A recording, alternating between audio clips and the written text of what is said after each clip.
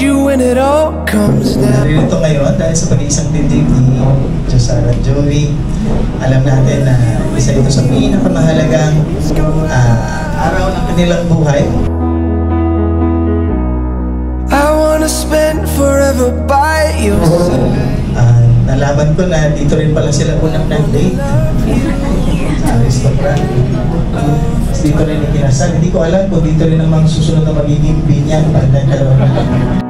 All my troubles wash away.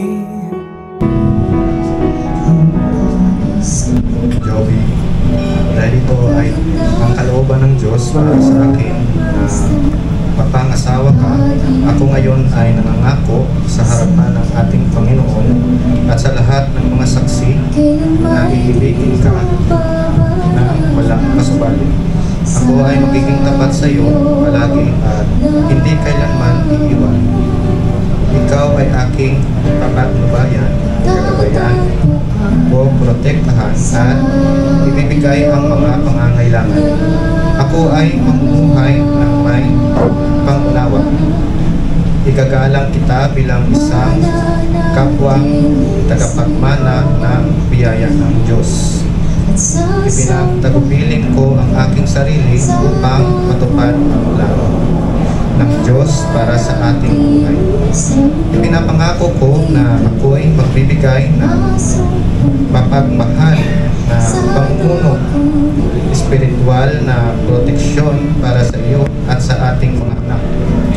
Ako ay nangangako na makasama ka sa pagtataguyod ng Iglesia at ang pagsulong ng kaharian ng Diyos hanggang sa panahon ng pagbabalik ni Jesus para sa lahat ng kanyang kaluwalhatian. Pastor, dahil ito ay ang kalooban ng Diyos para sa akin na mapangasawa ka, ako'y nangangako sa iyo sa harap ng Diyos na makapangyarihan sa lahat at sa lahat ng mga saksi upang maging iyong asawa at katuwang. Ako'y nangangako, mamahalin ka at papasakop sa iyong pamumuno espiritual. Hindi kita hadlangan, bagkus, handa akong umukaw sa iyo at hinihikayat ka bilang pinuno ng ating sambahayan. Ipinapangako ko na makasama ka sa pagtataguyod ng Iglesia at ang pagsulong ng kaharian ng Diyos hanggang sa panahon ng pagbabalik ni Jesus para sa lahat ng kanyang kaluwalhatian. Dahil nga sa pagtanggap ninyo kay Jesus bilang Panginoon at tagapagligtas, ang kasalan na ito ay nakabase sa walang hanggang salita ng Diyos. Ang kanyang salita ang may kapahintulutan ng ating mga gawi, kahalagahan, pananampalataya at paniniwala. Ang salita ng Diyos ang siyang nagbibigay ng panuntunan sa pag-aasawa. Kung ito ay susundin, ito ay magbibigay gabay at kasiyahan sa pagiging asawang lalaki at babae. Kung ito naman ay isinasantabi, ito ay magdudulot ng paghihiwalay. Ayon sa sulat ni Apostol Pablo sa mga taga-Efeso or Ephesians, chapter 5, verse 21 to 33. Babasahin ko sa ang salita ng Diyos. Sabi dito, magpasakop kayo sa isa't isa bilang paggalang kay Kristo. Mga babae, magpasakop kayo sa inyong asawa gaya ng pagpapasakop niyo sa Panginoon, sapagkat ang lalaki ang siyang ulo ng kanyang asawa.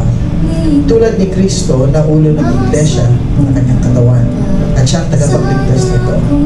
Kaya kung paanong nagpapasakop ang Iglesia kay Kristo, dapat din magpasakop ang mga babae sa asawa nila sa lahat ng bagay.